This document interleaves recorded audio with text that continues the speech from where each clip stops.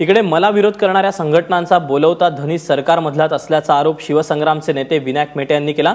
मुख्यमंत्री हा भला माणूस आहे, पण सरकारमधले काही लोक मराठा समाजात फूट पाडण्याचं काम करत असल्याचं विनायक मेटे यांनी म्हटलं। काल मुख्यमंत्र्यांसोबत मराठा संघटनांच्या पदाधिकाऱ्यांची बैठक झाली। या बैठकीत विनायक मेटे यांना शिवस्मारक समितीतून वगळण्याची मागणी करण्यात आली। त्या संदर्भात आज विनायक मेटे यांनी सरकारमधल्याच काही लोकांवर अप्रत्यक्षपणे निशाणा साधला आहे।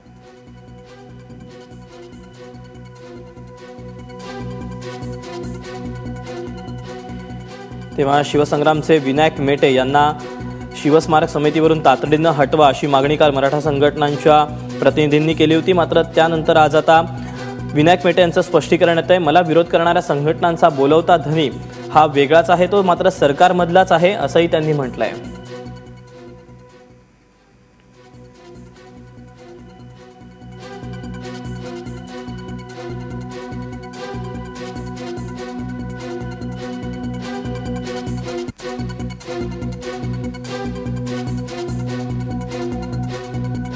मुख्यमंत्री हा भला माणूस आहे, पण सरकारमधले काही लोक मराठा समाजात फूट पाडण्याचं काम करत असल्याचंही विनायक मेटे यांनी म्हटलं।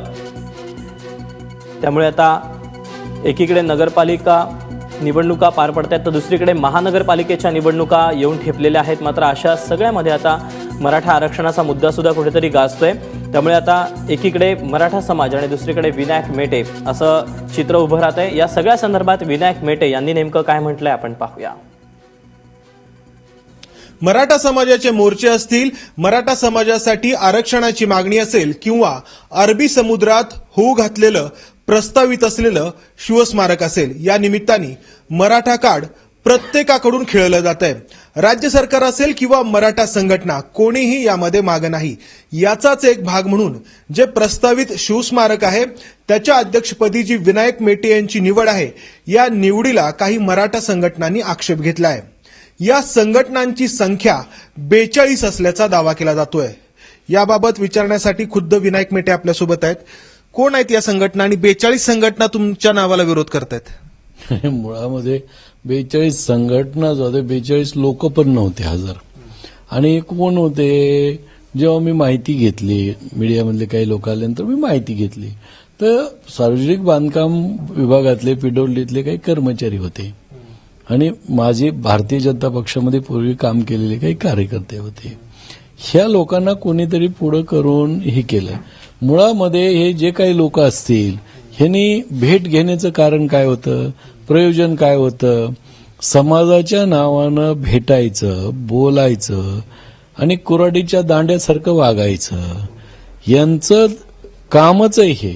पूर्वीच्या सरकारच्या काळामध्ये सुद्धा पूर्वीच्या सरकारमधल्या काही लोकांच्या हातचं भावलं बनून समाजामध्ये फूट पाडायचं काम, चांगलं चाललेलं काम त्याच्यात विघ्न आणायचं काम या लोकांनी पूर्वी सुद्धा। कोण आहेत पण हे लोक? हे मी सांगायची गरज नाही, सगळ्यांचे बाईट वगैरे सगळे, कारण त्यांच्या पाठीमागं कोण आहे? त्यांचं नाव घ्यावं एवढं सुद्धा त्यांना महत्व द्यावं असं मला वाटत नाही। त्यांच्या पाठीमागं सरकारमधली नक्कीच मंडळी आहेत काही। त्यामुळं अशा लोकांनी एकदा सांगितलं पाहिजे ना की कशासाठी भेट झाली, काय मागण्या होत्या। मग मराठा आरक्षणाच्या बद्दल होती तर काय झाली, कशासाठी, काय चर्चा झाली ते सांगा ना। ते काही सांगत नाही। सरकारमधलं कोण आहे, कोण नेते आहेत? नाही, ते सगळ्यांना नाही माहित म्हणून विचारतोय मी। सांगा ना कोण आहेत? मला काही नाव घ्यायचं नाही। तुम्ही मित्रपक्ष आणि भाजप यांचं नातं नक्की कसं आहे याबाबत लोकांना खूप मोठा संभ्रम निर्माण होतो। शिवस्मारकाचा कार्यक्रम होता मोदींच्या हस्ते, त्याच्या आधी तुम्ही रुसलात, तुम्ही असं आधी म्हटलं की तुम्ही जाणार नाही। राजू शेट्टी निघून गेले, त्यांच्या पक्षाचे सदाभाऊ खोत होते, परत तुमची समजूत काढण्यात आली, तुमचा रुसवा गेला, परत तुम्ही कार्यक्रमाला हजर राहिला। तर हे कसं काय, म्हणजे सरकारमधला एक पक्ष तुम्हाला जवळ घेतो आणि एक पक्ष तुम्हाला दूर सारतो, असं काही होतंय का? नाही, मुळामध्ये कसं आहे की या राज्याचे मुख्यमंत्री देवेंद्रजी फडणवीस एक चांगले माणसं आहेत। त्यांच्यामुळं मी सातत्यानं सोबत राहतो आणि त्यांच्यामुळेच मी सगळ्या गोष्टी ऐकतोय आणि त्यांची प्रामाणिकपणानं भावना आहे की हे स्मारक सुद्धा व्हावं आणि मराठा समाजाला सुद्धा न्याय मिळावा। परंतु काही लोकांना तसं वाटत नाही। काही लोकांना माझ्या खांद्यावर बंदूक ठेवून माननीय मुख्यमंत्र्यालाच अडचणीत आणायचा प्रयत्न आहे। तर विनायक मेटेंबद्दल हा जो आक्षेप घेतला जातोय त्याला भाजपमधल्या अंतर्गत सत्ता स्पर्धेची देखील किनार आहे.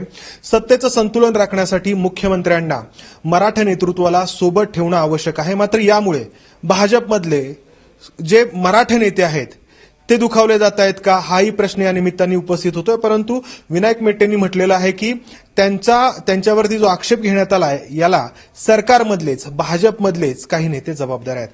कॅमेरामॅन विजय राऊत, मंदार गोंजारी, एबीपी माझा, पुणे.